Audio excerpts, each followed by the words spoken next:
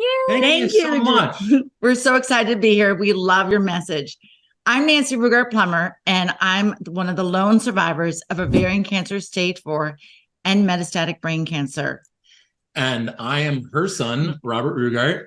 I was one of her caregivers during her cancer journey, as well as a caregiver for my mother and grandfather during theirs. And we recently wrote a book together, Becoming the Best You. Welcome to the Jennifer J. Hammond Podcast. Jennifer is a licensed realtor, educator, speaker, and best-selling author. Jennifer's goal is to help you find your yay in every day. It's Jennifer J. Hammond, and I'm so excited. We have two amazing guests today. We have Robert and Nancy, and I'm going to let you guys tell your story. This is a mother and son, but I want you to hear the story. So welcome to the show. Yay. Thank you so much. We're so excited to be here. We love your message. I'm Nancy Rugart Plummer, and I'm one of the lone survivors of ovarian cancer stage 4 and metastatic brain cancer. And I am her son, Robert Rugart. I was one of her caregivers during her cancer journey, as well as a caregiver for my mother and grandfather during theirs. And we recently wrote a book together, Becoming the Best You. Lessons cancer taught me. While watching your life go down the drain. Yeah. So I'd love to tell my story. Yeah. My calling life has been one who wants to help people become their best you. And so when I was 24 years of age, I got my real estate license. And I found I loved working with buyers and what I loved working with buyers was to help them prioritize the home that they needed in order to make their home their haven. Yeah. And years later, I took those tools and I became a relationship and wellness coach, helping men and women transform their lives. 2016 in June, cancer struck. Wow. And it was an awful battle. I had 8 surgeons doing surgery for me for 10 and a half hours. And then after that, I had weekly chemo sessions for 6 months and twice weekly infusions. And I had infections. I was in the hospital too often than not. And miraculously, I survived. And one of the things I know you talk about is that your surroundings have a huge impact on the quality of life. And a lot of times when people go through that, they don't survive. So will you talk about your surroundings and how important it is to have that haven of a home? Well, I'd love Robert to talk about what he did in the hospital. Oh, sure. Yeah. Let's do that first. Yeah, absolutely. One of the most important things, as you said, is making sure that you feel at home where you are. When she first entered the hospital, obviously no one feels at home in a hospital. She was stuck in her room for, I think, a week and a half before she could even be operated on, because her surgeon needed to gather a bunch of other surgeons together in order to operate. And she was stuck in this, white, clean room that just doesn't feel like a home at all. So I'm going to jump in. They took everything that was in my home and put it in the hospital. Right. Yeah. We took all of her favorite possessions from her home, put them in the hospital. And we're like, wait, there's one more thing that we need. She's got her plants, she's got her pillows and comforters and everything like that. But she didn't have like any entertainment, any joy. And so I went and grabbed a piano from a local music store, brought it into her room and played it for her for just hours at a time. And we'd have like other nurses and other people in the wing come and I'd play for them too. It's just a really powerful and uplifting place. And I'll interrupt just for a second to say, when my dad was in the hospital for open heart surgery, my brother plays the guitar. Oh, and I he love brought that. in the guitar, and of course all the nurses and everybody, he became very popular.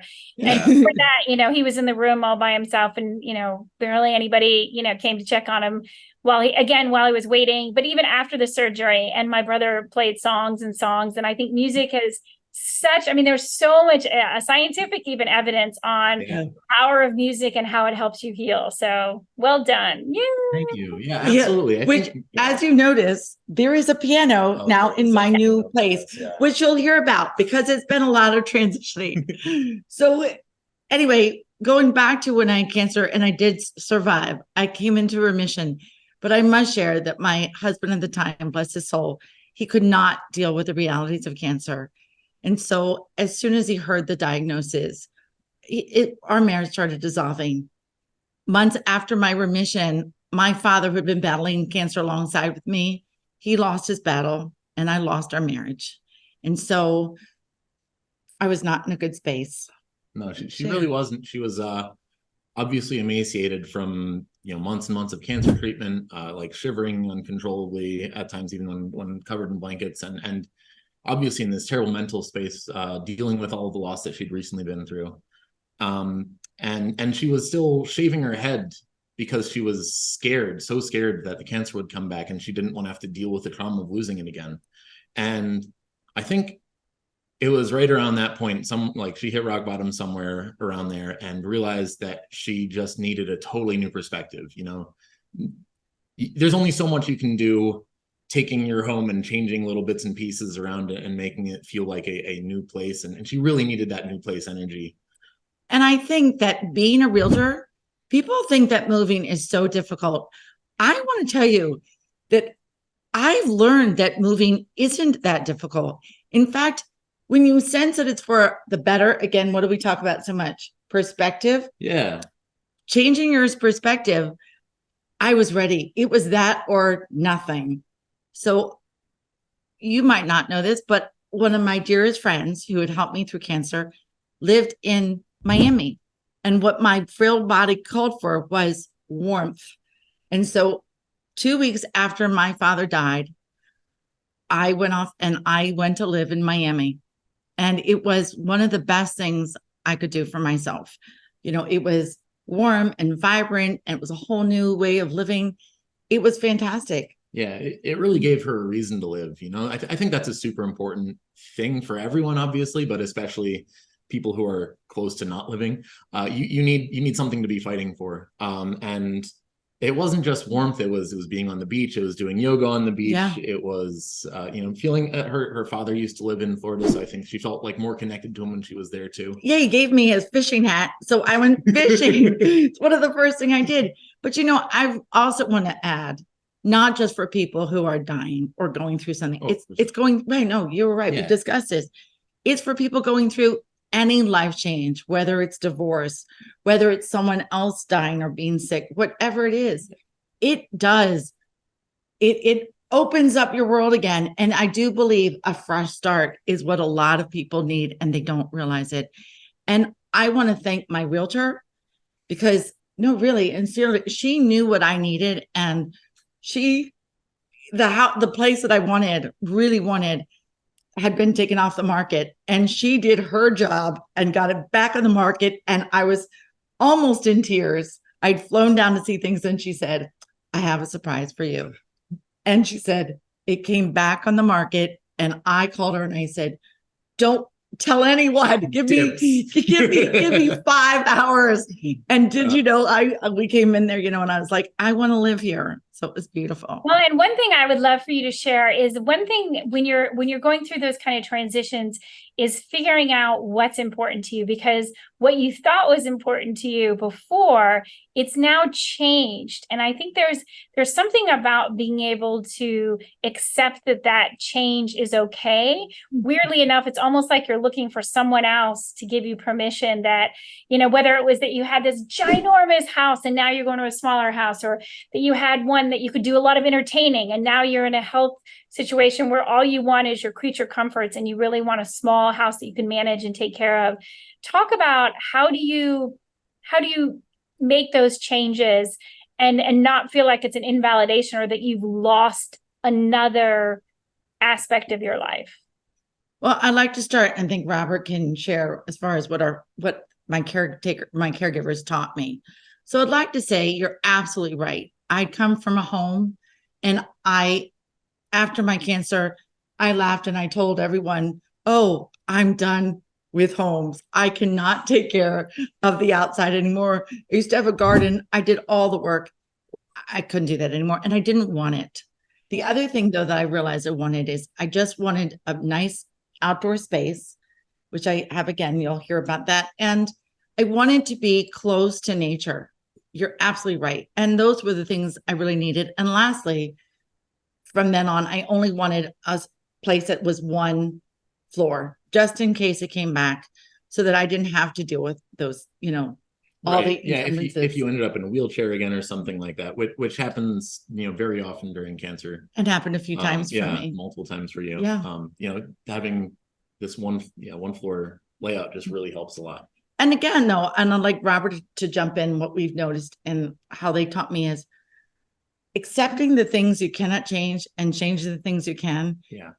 What we found though is even more important in how they taught me is it's not so much accepting what you cannot change. It was changing the things that I could. Right.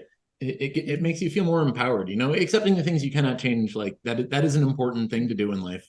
But it gets oppressing quickly, But figuring out the things that you can change, for example, when my mom was in the hospital and we were like, all right, well, what can we change about her situation? Like, obviously not where she is. That's not changing, but we can change where she is looks like. We can change where she is sounds like, how it feels to her. Like those were the things that we could be proactive about, and you feel much more empowered taking care of those than you do sort of with the introspection, realizing what you can. And I agree. I think that realizing that you can change a lot of the things that are there. Like I remember even in my dad's hospital room, the sounds of all the machines and the beeping and all that was changing those sounds so that again, it wasn't that thing. And then also what you see, but also what you smell, because there's unbelievable smells that are not the best smells, shall we say?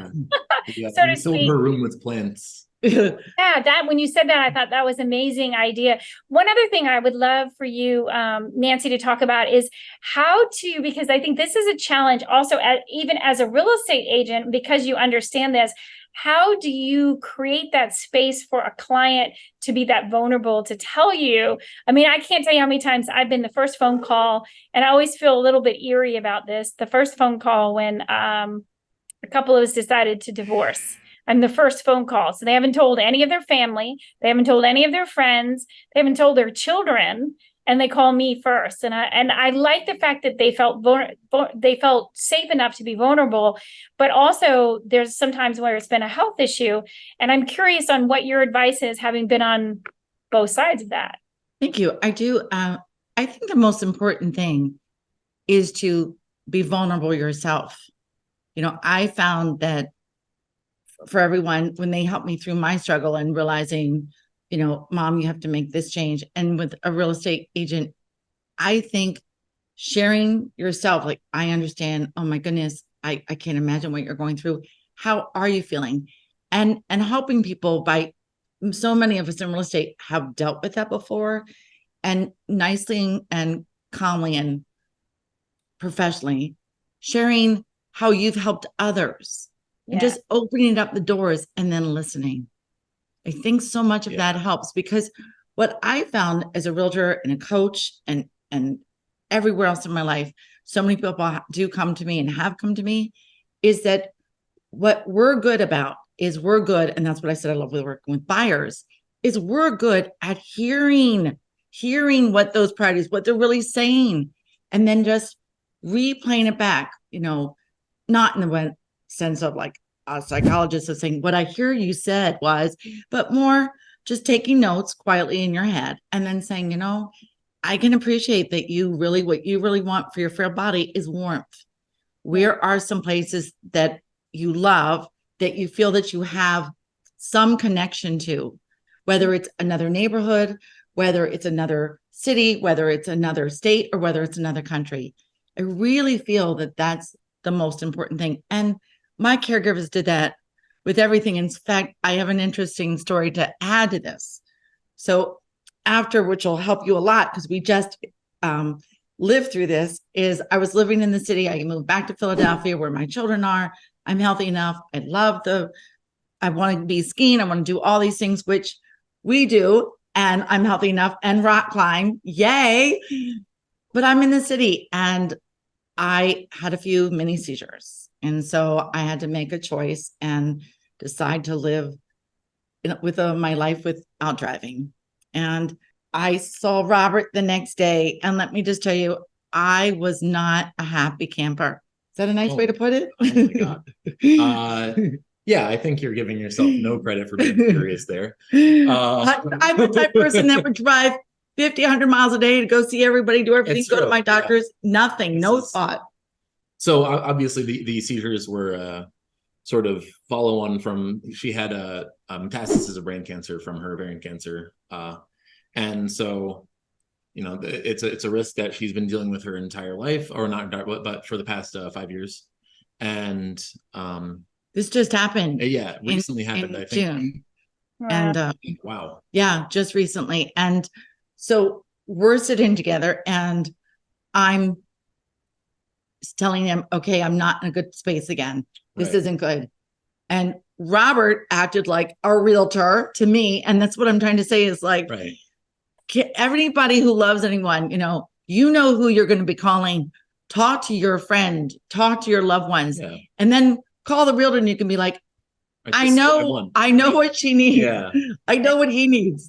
So share. Yeah. So yeah, we had like a frank discussion, like, Mom, like, clearly driving isn't on the table for you anymore. We need to figure out how you can make this work, right? Being near public transportation is huge. She was in the city, but you were 11, 12. solid 15 minute, 20 minutes away from Yeah. any sort of public transportation, which is hard to do in the city, but she managed somehow. And then my sister recently had a son, and so obviously being close to her grandson is very important. Being close to my nephew is very important to me too, but I have a car, so that makes it a little bit easier. And then there were a couple other things, obviously proximity to a grocery store, near family and friends, those sorts of things. And we basically managed to narrow it down to like 3 half-mile areas that she could possibly live in. And I want to tell you that this was happening within 12 hours. Okay. Right, yeah, like immediate. the next day, this was immediate. This is how we realized it isn't that difficult. Everyone, it's not that difficult. You got to pivot if you want to stay happy and healthy and have a great life. Yeah. So, right. And I'll interrupt just a little bit to tell you. Absolutely. So my mom actually lost her battle with cancer, but sorry to hear that. right before she died, we had to take away her car. And it was an awful feeling. I was like, I have no idea how well this is going to go. And I remember for us, one of the things I had to do is I knew one of the things at that point, she was just eating terribly. All she was eating was ice cream and stuff. So I brought her ice cream and a homemade key lime pie. yes, yes. Not necessarily a healthy version of doing it, but it was a great distraction because, like you said, I wasn't in a good place. I think the great news is when I came in with the key lime pie and the ice cream, I said, I need to get your keys. And she was like, oh, okay. She said, you need to borrow the car. And I'm like, yeah, for a long time. Like, what does that mean? I said, so look, I got ice cream. And I just kept going back to, trying to be funny, but also trying to let's look at something different, than the fact that you're never going to get to drive again. And that I am forcibly taking away your keys because you've come really close to killing someone with driving. So it's unfortunately it's serious. And so we need to find another way. And that's why I love the fact that you just within the 12 hours, you just got to go into production. Right. Within I had to make that choice. But what I loved is once again, my children, my caregivers were like, oh no, we're figuring this out now. And we really did. And hence, I wanted a balcony just like before. I wanted a beautiful, right. And then I added on to this wonderful priority. I had space for a piano. Yay. So isn't that wonderful? Are you learning? Can you play the piano? Oh, can she? She's very bad, but she's definitely learning. You can learn. See, it's something to do. It's something he's my piano player. And I love to entertain. I will. And so I'm going to have him play the piano and other people play the piano. And I'm learning to play for my nephew. Oh, listen to me, my nephew, my grandson. My nephew. His nephew, my grandson. Oops. But the fun thing is I'm learning Baba Black Sheep. So watch out. Here I come. Exactly. That's perfect. Well, I know we're almost out of time. So tell people how they can get a hold of your book and how they can find out more and contact you. Social media, website, anything you want. Absolutely. Our website is www.becomingthebestyou. That's the letter U.com. And our book is Becoming the Best You While Your Life is Going Down the Drain. The Lessons Cancer Taught Me. I know. Yeah. Well, and I'm always looking for that silver lining, no matter what happens. So I'm going to ask you to lift your voice and say yay with me. Is that okay? Absolutely. Absolutely. Perfect. 3, 2, 1. Yay! Love it.